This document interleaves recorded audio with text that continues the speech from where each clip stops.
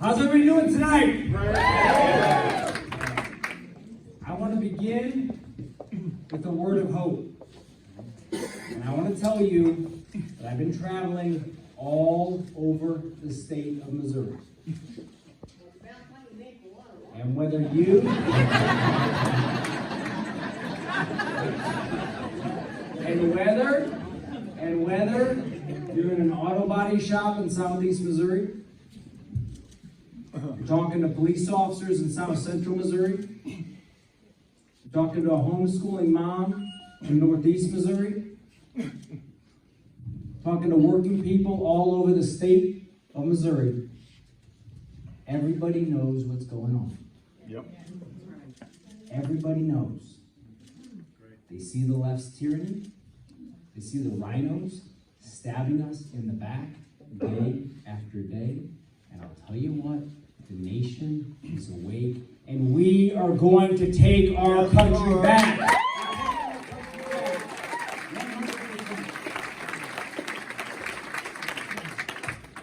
And you know what scares the leftists? You do. You know what scares the mainstream media? The truth. You do. And the truth. And the truth. And you know what scares the rhinos? You do. Yeah. You do. And look, I know, almost everybody in here thinks of themselves as a Republican. I'm a Republican too, but I'm going to tell you, I am sick of the rhinos. Yep. That's right. I'm sick of them. I'm sick of them. Look, you guys know, I was the first guy from the state of Missouri. When we saw that mess in the 2020 election, I went down to the front lines, to Maricopa County, to the audit, to be there to see it for myself. We know what happened, and we need to have audits in all the 50 states. And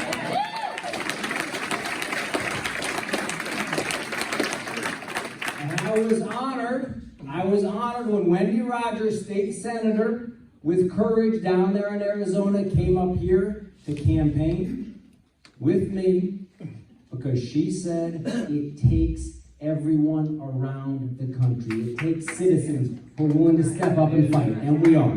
And we are. You also should know, everybody here, I was the first guy in the country. I was on Steve Bannon's War Room. Yeah. He's my man, all right? And Bannon said, he said, well, when you're elected to the United States Senate, he said, Eric, we can see what's happening. We know you're going there. He said, when you're elected to the United States Senate, who are you going to vote for majority leader? I said, you know what? It is time for us to have America First leadership in this country, and when I'm in the U.S. Senate, I'm voting against Mitch McConnell. Yeah. And what happened? What happened? You took that leadership position, and then other people stepped up, and they're stepping up, and they're saying, you know what, this is an America First country, this is an America First party, and we're done with the rhinos. Do you know what they're doing right now? Right now, while we are sitting here. Right now, while we were sitting here, I just got off the phone. The rhinos in Jefferson City are working for Nancy Pelosi. Yep. That's right. They're trying to pass a 5-3-6-2 congressional map. Who does that benefit? It benefits Nancy Pelosi. It benefits AOC. Yeah. This is a Trump state. That's right. This is an America First state. And we need to have a 7-to-1 congressional map here in the state of Missouri.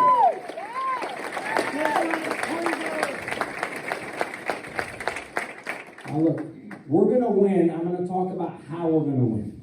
How are we going to take back the country? And the first thing that we have to recognize is that we have to be 100% clear, 100% clear about the nature of the enemy that we are facing. Now, I want to tell you guys about a mistake that I made when I first joined the SEAL teams. When I first joined the SEAL teams, I took an oath. Now, you raise your right hand, you take an oath. And I took an oath to defend the Constitution against all enemies, foreign and domestic. And when I first took that oath, This was back in 2001. It's right before it was before 9/11. When I first took that oath, I thought, you know what? I mean, maybe this is an anachronism from back when George Washington was fighting. Maybe, you know, our enemies are guys like Al-Qaeda and Abu Sayyaf and Jamaat Islamiyah. But no, they were right. The founders were right. We have domestic enemies. And here's the good news. We can beat them, but we have to be clear about the nature of the enemy we're facing.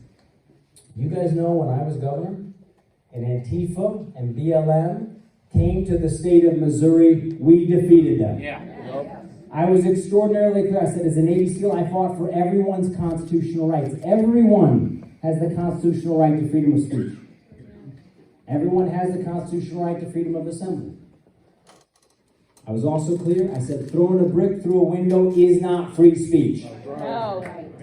And we'd had in the past in Missouri, we had leaders who said that they wanted to give people a safe space to loot and to burn. And I said, when I'm governor, you loot, you burn, the only safe space you're going to have is in a jail cell. Woo! And after 3 days, Antifa and BLM, they'd overturned some potted plants, they'd broken a few windows, and we sent them packing. Because on the last night, they put out a nationwide call. They said, we're going to beat Greitens. They said, we're going to overwhelm them. We're going to bring in all of these activists from all over the country. They said, there's no way he can possibly arrest everybody. And you know what I did? I made a phone call. We brought up all the prison buses from southeast Missouri and said, we've got room for all of them.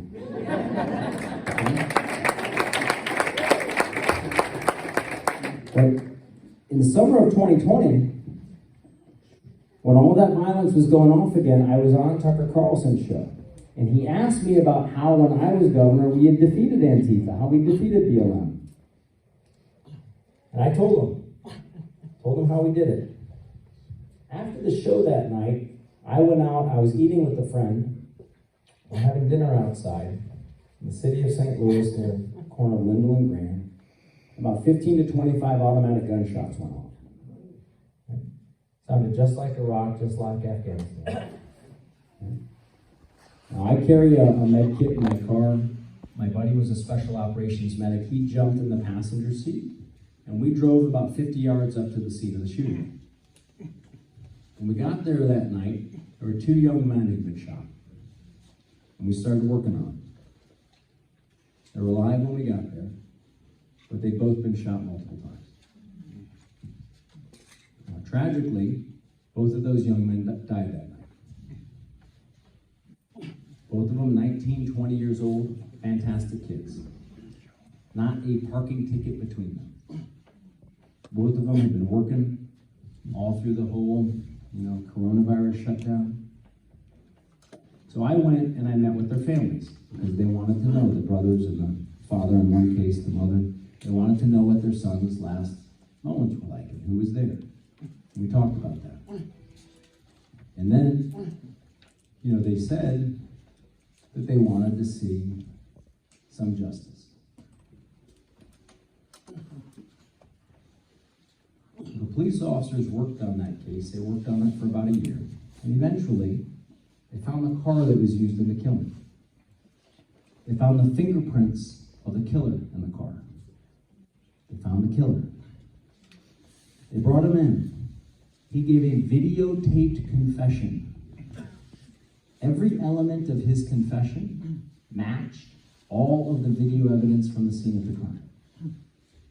So then the police officers, they took that evidence, they took the car and the fingerprints from the car and the videotaped confession and all the video evidence from the scene, and they brought it to the George Soros-funded prosecutor in the city of St. Louis, and they brought her that evidence, and you know what she said?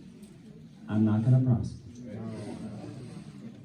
Now, folks, I realize other people have different beliefs. I will tell you what I believe. That is evil. Yes. That is evil. Turning murderers loose onto the streets, that is evil. That's not a difference of opinion. That's not a different political philosophy. That is evil, and we have to stand up and fight it. And I'll tell you this, I'm ready to do it. Yeah. I'm ready to do it.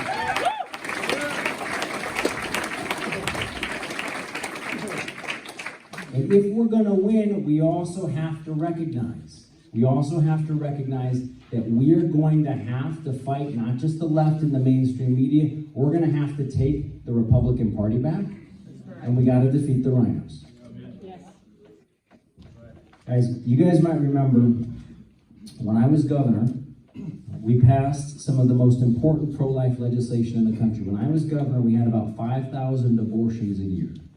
We passed pro-life legislation, and because of the legislation that we passed, today, it's called the Missouri Miracle around the country. Today, Missouri is the safest state in the nation for the unborn.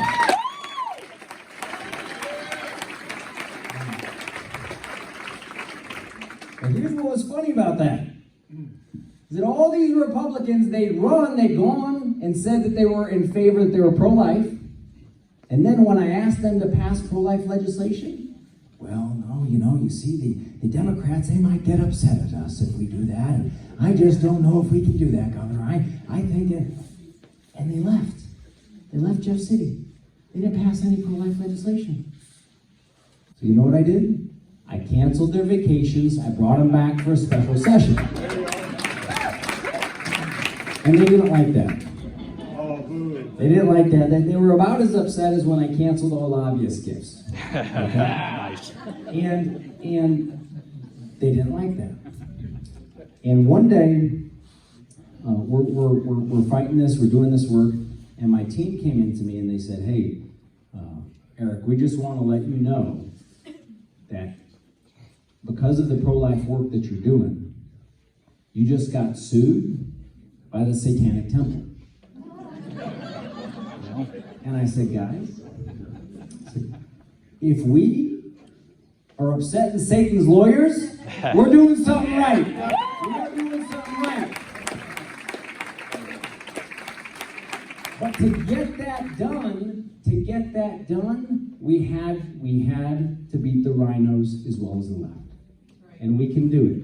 We can do it.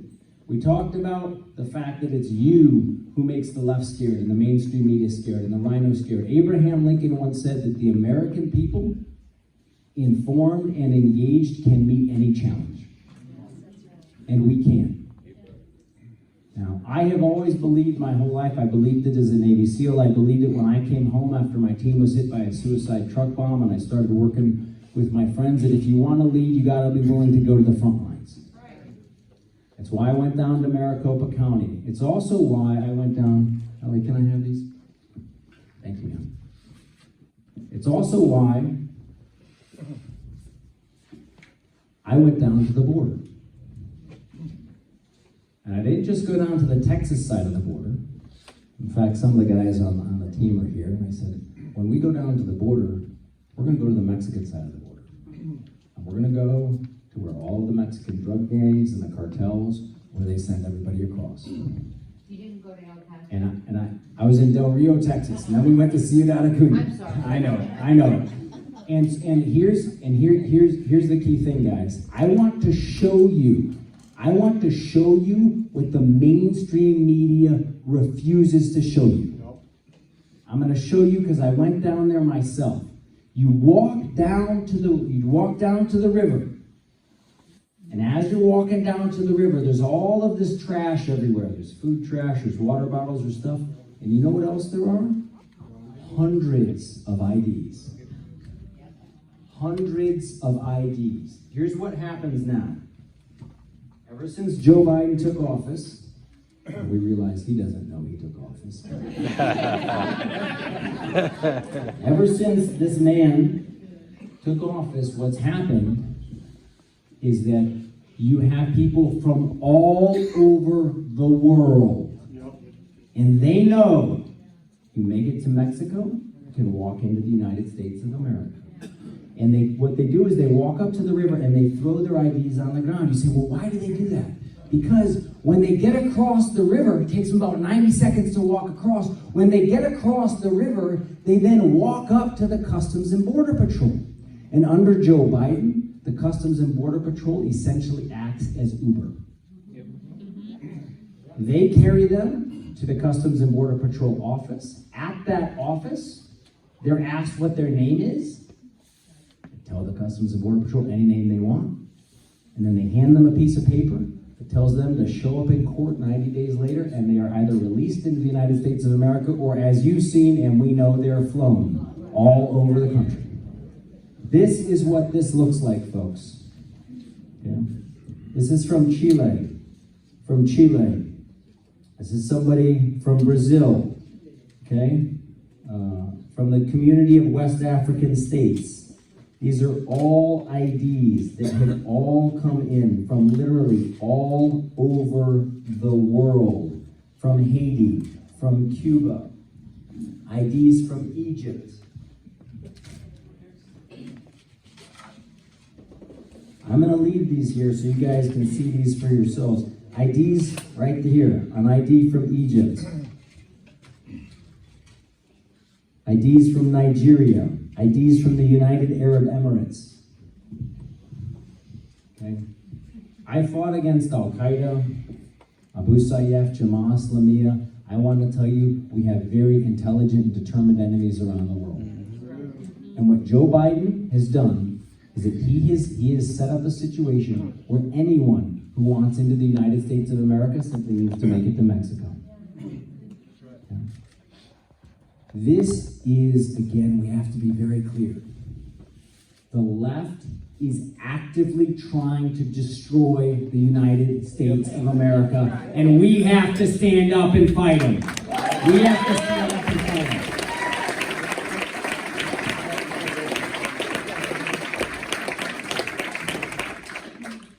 Now look, we also have to recognize that the left is cruel. Look at what they've done. You know, if we'd gotten together back in 2017, 2018, 2019, and I'd said to you guys, hey, guess what's going to happen? They're going to threaten you with arrest if you want to go to church. If I said they're going to shut down the President of the United States and they're not going to let him speak on social media. They're going to close down people's business. If I come to you and I'd said all of that, you guys might have said, I like Eric, but he seems a little bit. But that's what they've done. That's what they've done. That's what the left is up to. Okay? And we have to recognize the cruelty also of what they've done. If any of you've worked with kids with disabilities, you know how essential it is that they go to school, that they get attention, that they get support, that they get love. And what have they done? They kept kids with disabilities out of school for a year. That's cruel.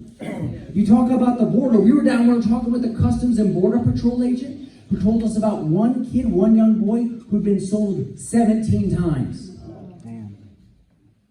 Because the cartels know that in Joe Biden's administration, if you carry a kid across the border, you're automatically let into the United States. And these kids are used and they are abused. And Joe Biden and the Mexican drug gangs and cartels have become the largest human traffickers in the world. And that is cruel.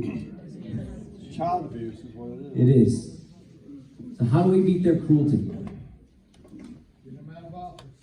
We're going to get them out of office. We're going to get them out of office.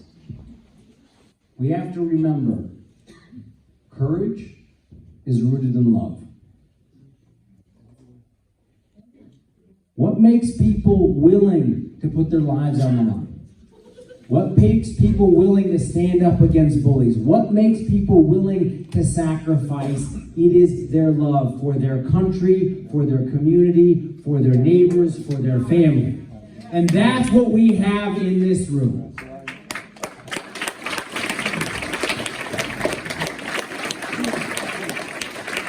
We recognize that our families aren't perfect, our neighbors aren't perfect, our community's not perfect, our countries aren't perfect, but it is ours, we love it, and we're willing to fight for it. Amen. Now, we are going to take our country back. But if you look historically at what we're up against, you recognize that the left never stops. You look at the tyranny of the Jacobins and the French Revolution, of Mao in China, the Bolsheviks in Russia, Pol Pot in Cambodia. Leftist tyranny never stops. It must be stopped. That's what we have to do. And that means that we have to man every billet. I will do my part in the United States Senate, and we will take on the left, we will take on the rhinos. It also means that we have to take over the school boards. It also means that we have to take over the city councils. It also means that we have to take over the party. It means that everyone needs to step forward. You saw what happened in Virginia in the election. And here's one thing the mainstream media won't tell you. We talked about it on Bannon's show. Was that we know they want to cheat. Okay, but in Virginia, in 2016 and in 2020, the election observer spots were manned at about 20%, 30%.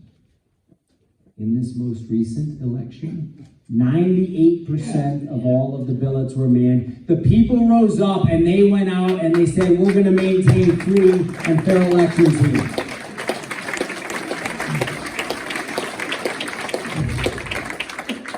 And what I'd ask you guys to do is just to recognize the historical moment we're in. You guys have all heard this before. Ronald Reagan said that every generation has to stand up and preserve freedom. And it says right there in the preamble of the Constitution, we the people, that we come together, we do this to secure the blessings of liberty to ourselves and our posterity. If we are going to secure those blessings of liberty, we're all going to have to play a role. And what I would ask all of you to do tonight is to think about what more you can do. How many more people can we get engaged? How many more people can we get fired up? How many more people can we let know to be hopeful because we're going to take our country back? Because I will tell you this, courage is contagious. Amen. Courage is contagious. So guys, we're going to do this. We're going to take our country back and we're going to revive the republic.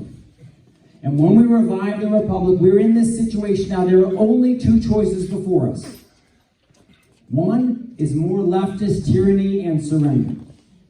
The other is that we take all of this pressure that they put on us and it acts like a spring, and that we actually revive, and that we build a republic that is greater and stronger and more courageous and more compassionate and more joyous than anything that we have received, and that is what we're able to pass on to our kids and our grandkids. And I will be honored to fight by your side to make that happen every step of the way. God bless you.